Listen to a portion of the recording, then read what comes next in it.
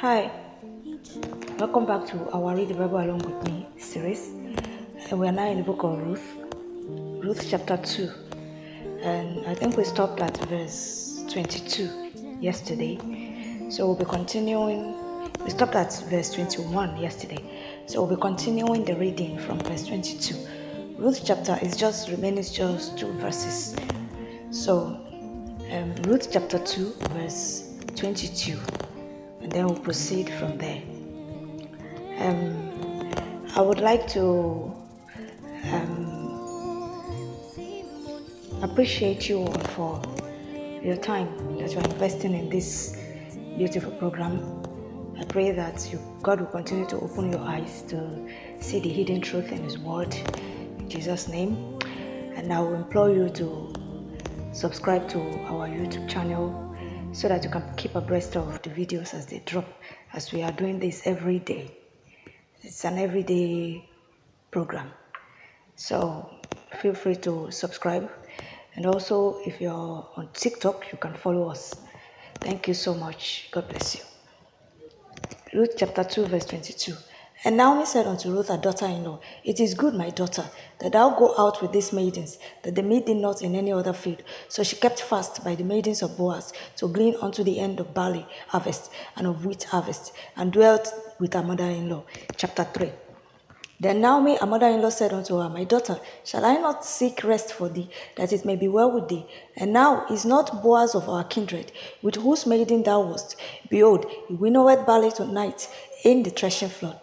Wash thyself therefore, and anoint thee, and put thy raiment upon thee, and get thee down to the floor. But make not thyself known unto the man, until he shall have done eating and drinking. And it shall be, when he lieth down, that thou shalt mark the place where he shall lie, and thou shalt go in and uncover his feet, and lay thee down, and he will tell thee what thou shalt do. And she said unto her, All that thou sayest unto me I will do. And she went down unto the floor, and did according to all that her mother-in-law bade her. And when Boaz had eaten and drunk, and his heart was merry, he went to lie down at the end of the heap of corn. And she came softly, and uncovered his feet, and laid her down. And it came to pass at midnight, that the man was afraid, and turned himself. And behold, a woman lay at his feet. And he said, Who art thou? And she answered, I am Ruth, thine handmaid. Spread therefore thy skirt over thine handmaid, for thou art a near kinsman. And he said, Blessed be thou of the Lord, my daughter, for thou hast shown more kindness in the latter end than at the beginning, inasmuch as thou followest not young men, whether poor or rich. And now, my daughter, fear not, I will do to thee all that thou requirest. For all the city of my people doth know that thou art a virtuous woman. And now it is true that I am thy near kinsman. Howbeit, there is a kinsman nearer than I. Tarry this night, and it shall be in the morning, that if he will perform unto thee the part of a kinsman, well, let him do the kinsman part. But if he will not do the part of a kinsman to thee, then will I do the part of a kinsman to thee. As the Lord liveth, lie down until the morning. And she lay at his feet until the morning, and she rose up before one could know another. And he said, Let it not be known that a woman came into the floor. Also he said, Bring the veil that thou hast upon thee, and hold it. And when she held it, he measured 6 measures of barley, and laid it on her, and she went into the city. And when she came to her mother-in-law, she said, Who art thou, my daughter? And she told her all that the man had done to her. And she said, These 6 measures of barley gave he me, for he said to me, Go not empty unto thy mother-in-law. Then said she, Sit still, my daughter, until thou know how the matter will fall, for the man will not be in rest until he have finished the thing this day. Chapter 4. Then went Boaz up to the gate, and sat him down there, and behold, the kinsman of whom Boaz spake came by, unto whom he said, Ho, such a one, turn aside, sit down here. And he turned aside, and sat down. And he took 10 men of the elders of the city, and said, Sit ye down here. And they sat down. And he said unto the kinsman, Naomi, that is come again out of the country of Moab, selleth the parcel of land, which was our brother Elimelech's. And I thought to advertise thee, saying, Buy it before the inhabitants, and before the elders of my people. If thou wilt redeem it, redeem it. But if thou wilt not redeem it, then tell me, that I may know. For there is none to redeem it beside thee, and I am after thee. And he said, I will redeem it. They said, Boaz, what day thou buyest the field of the hand of Naomi, thou must buy it also of Ruth the Moabitess, the wife of the dead, to raise up the name of the dead upon his inheritance. And the kinsman said, I cannot redeem it for myself, lest I mar mine own inheritance. Redeem thou my right to thyself, for I cannot redeem it.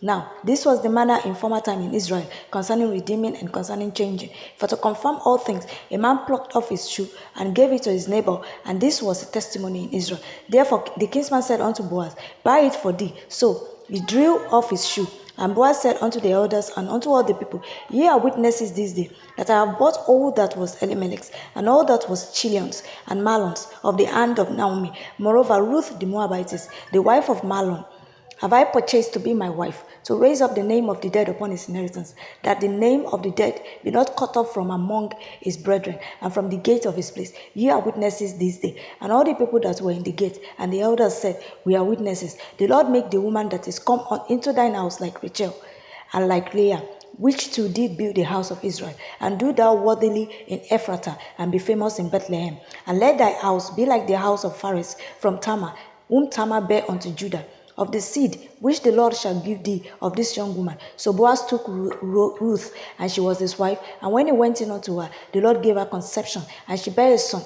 And the woman said unto Naomi, Blessed be the Lord, which hath not left thee this day without a kinsman, that his name may be famous in Israel. And he shall be unto thee a restorer of thy life, and a nourisher of thine old age. For thy daughter-in-law, which loveth thee, which is better to thee than 7 sons, had borne him. And Naomi took the child, and laid it in her bosom, and became nurse unto it. And the women and neighbors gave it a name, saying, There is a son born to Naomi. And they called his name Obed. He is the father of Jesse, the father of David. Now, these are the generations of Phares. Phares begat Israel, and Israel begat Ram, and Ram begat Aminadab. And Aminadab begat Nashon, and Nashon begat Salmon, and Salmon begat Boaz, and Boaz begat Obed, and Obed begat Jesse, and Jesse begat David. So, that is the end of the book of Ruth. So, we'll continue the journey from the book of Samuel. 1 Samuel chapter 1. Come along with me. Now there was a certain man of Ramathaim, Zophim of Mount Ephraim, and his name was Elkanah, the son of Jeroham, the son of Elihu, the son of Tohu, the son of Zuph, an Ephrathite. And he had 2 wives. The name of the one was Hannah, and the name of the other Peninnah. And Peninnah had children, but Hannah had no children. And this man went up out of his city yearly to worship and to sacrifice unto the Lord of hosts in Shiloh. And the 2 sons of Eli, Ophni and Phinehas, the priests of the Lord, were there. And when the time was that Elkanah offered, he gave to Peninnah his wife, and to all her sons and her daughters portions. But unto Hannah he gave a worthy portion, for he loved Hannah, but the Lord had shut up her womb. And her adversary also provoked her so, for to make her fret, because the Lord had shut up her womb. And as he did so year by year, when she went up to the house of the Lord, so she provoked her. Therefore she wept and did not eat. Then said Elkanah her husband to her, Hannah, why weepest thou, and why eatest thou not? And why is thy heart grieved? Am not I better to thee than 10 sons? So Hannah rose up after they had eaten in Shiloh, and after they had drunk. Now Eli, the priest, sat upon a seat by a post of the temple of the Lord. And she was in bitterness of soul, and prayed unto the Lord, and wept sore. And she vowed a vow, and said, O Lord of hosts, if thou wilt indeed look on the affliction of thine handmaid, and remember me, and not forget thine handmaid, but will give unto thine handmaid a man child, then I will give him unto the Lord all the days of his life, and there shall no razor come upon his head. And it came to pass, as she continued praying before the Lord, that Eli marked her mouth.